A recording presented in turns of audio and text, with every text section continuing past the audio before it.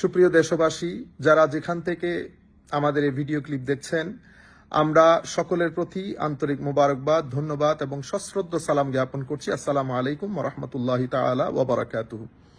আপনারা জেনে আনন্দিত হবেন, আগামী শনিবার 13 তারিখ 13ই সেপ্টেম্বর শনিবার সকাল 9 ঘটিকায় ঐতিহাসিক সোহরাওয়ার্দী উদ্যানে ঈদে মিলাদুন্নবী সাল্লাল্লাহু আলাইহি ওয়াসাল্লাম উদযাপন পরিষদের উদ্যোগে সকাল 9 ঘটিকায় হুজুর করিম সাল্লাল্লাহু আলাইহি ওয়াসাল্লামের আগমনের 1500 বছর পূর্তিতে আল্লাহর দরবারে শুকরিয়া আদায় করার লক্ষ্যে মৌলিদ সেলিব্রেশনের আয়োজন করা হয়েছে এবং সেই কারণে মদিনার রাষ্ট্র গঠনে হুজুর করিম সাল্লাল্লাহু আলাইহি ওয়াসাল্লামের রাজনৈতিক দূরদর্শিতা বিষয়ক রচনা প্রতিযোগিতার আয়োজন করা হয়েছে। সাথে ধর্ম এবং শিক্ষা বিষয়ে অবদানের জন্য গুণীজন সংবর্ধনার ব্যবস্থা থাকবে।